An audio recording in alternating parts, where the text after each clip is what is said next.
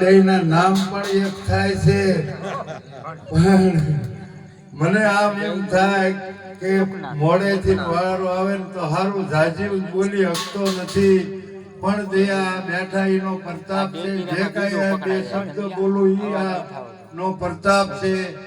ખરેખર નકે તો તમે જોવો આપણામાં મારામાં એવી અજ્ઞાનતા હતી કે જેની કોઈ સીમા નહીં. પરમ દિવસે એક મારે સ્નેહી માણા કે હાલો જાવું છે. મેં કીધું ક્યાં જઈશું?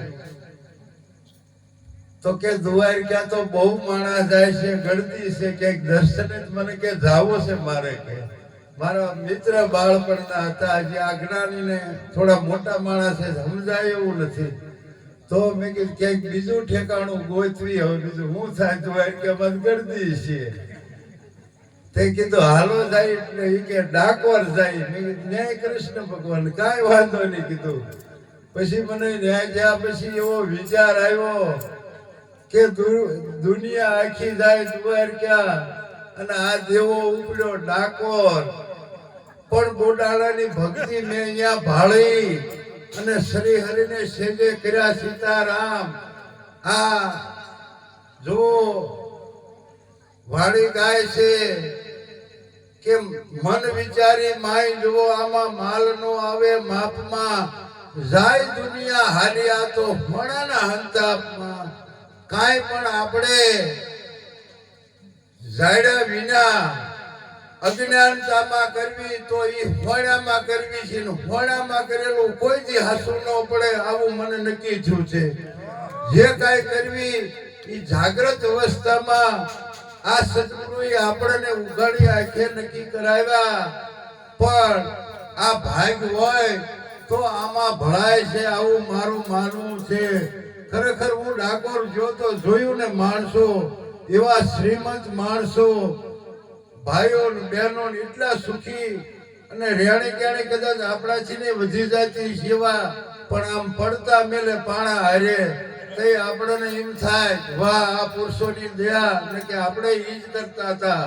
પણ એમાંથી છોડાયા પછી દેવરાજ મહારાજ કહેતા એમ થોડી આપણે નિષ્ઠા લાવવાની જરૂર ખરી.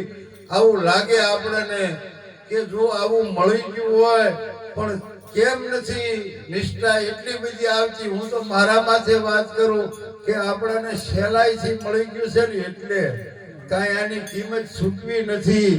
એટલે આપણને એટલું બધું નહીં. હમણાં કઈક આમ દેખાવ વાળા એવા હોય, અહીંયા જોજો તમે દુનિયા કેમ ઝૂકે હશે, એ પડતા મેલતા હોય. અને આપણે માંડ માંડ જય ગુરુ મહારાજ કરી આવું નહીં રાખવાનું. મને એમ થાય ખરેખર આવા પ્રગટ પુરુષો આપણને મળ્યા છે. અને અદ્વૈત નું તો આપણને જ્ઞાન દીધું. તમે વિચાર તો કરો, જે ચાર વેદ નો સાર હતો એ આપણને સેજમાં સમજાવી દીધો.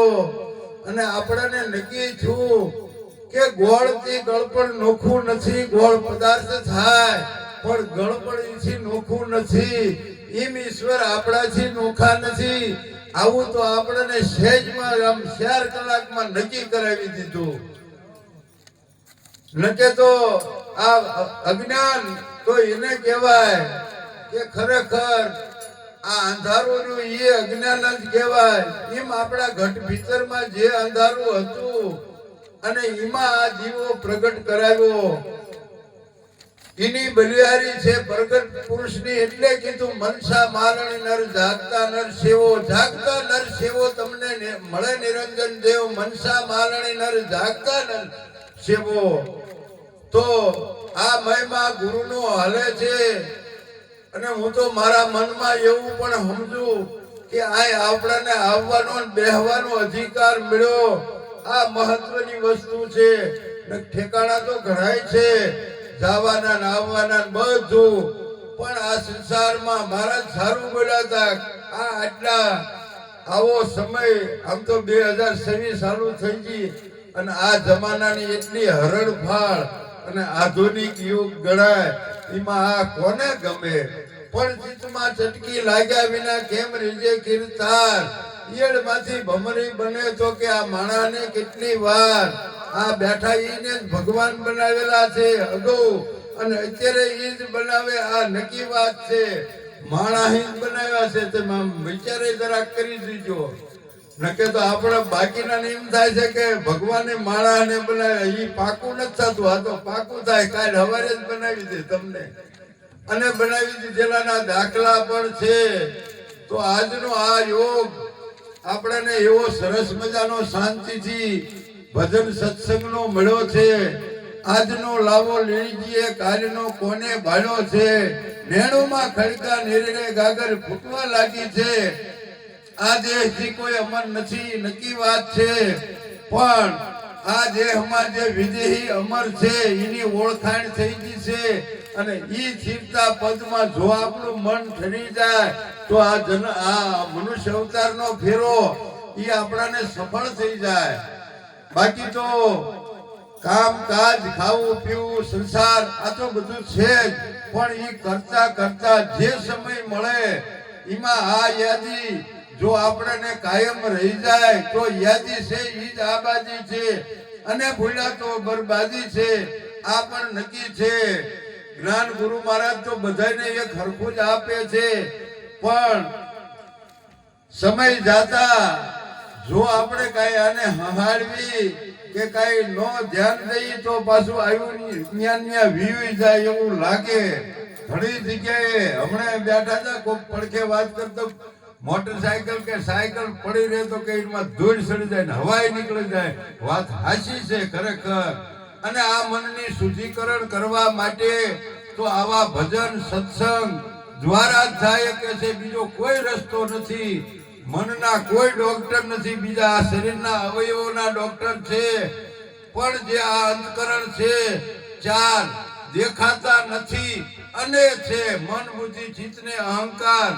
એ મનની શુદ્ધિકરણ કરવા માટે તો આ એક જ યોગ છે કે આમાં આવીને બેહે અને જો સદગુરુના સંતોના શબ્દો નિષ્ઠાપૂર્વક સાંભળે અને સાંભળ્યા પછી આચરણમાં લે તો ખરેખર આપણને આ જીવન ધન્ય બની જાય. બાકી તો બધું કે જન્મ ને મરણ ને બધું 84 બધું છે. પણ હું તો મને તો એમ થાય કે જેટલા દિવસો કે શ્વાસા મળે એ આનંદ ના મળે.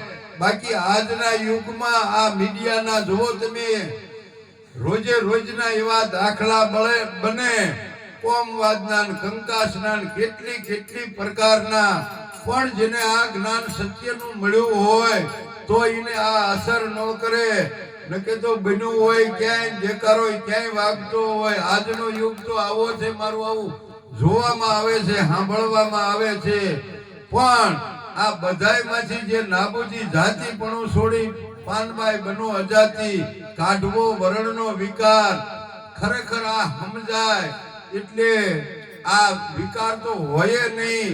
પણ જો આમાં નો આવ્યા હોત તો આપણને કેટલા આ રોગ ઝેર કરી ગયા હોય. આવું આપણને નક્કી થાય. સદગુરુનું દયા વિના સપને મળે નહીં સત્સંગ. જો હોય દિયા ગુરુદેવને તો કે આવે ભક્તિમાં રંગ. આ ભક્તિ ખરેખર ભક્તિ તો આખું જગત કરે છે. પણ ભક્તિ કેવી કોને? આ તો દેખા દેખીથી બધા દોડ્યા જ કરે છે. પણ આવા સંતોનું શરણું મળી ગયું છે તો ન્યા જેને જેને જ્યારે જ્યારે સમય મળે ત્યારે જો આપણે નાઈ ધોઈ અને અરીસા સામે ઉભા રહી તો વાળ કેમ છે, કપડા કેમ છે એ હમાનમાં થઈ જાય. ફેર હોય તો એમ આપણને આ પ્રગટ છે. એના સાનિધ્યમાં રહેશું તો આપણા કાંઈ પણ આવરણ હશે ખરેખર તો ધીમે ધીમે જશે. આવું આપણને સમજાય છે.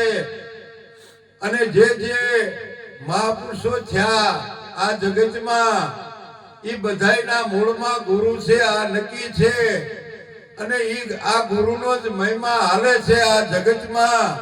આ આપણને હવે નક્કી થયું છે. બાકીનું તો બીજું ઘણું છે. પણ આપણને અનાયાસે આ યોગ મળ્યો છે તો આમાં વધારેમાં વધારે નિષ્ઠા આવે અને આ બરોબર થઈ જાય એટલું બોલી હું મારી વાણીને વિરામ આપું છું. બોલો સદગુરુ મહારાજની જય.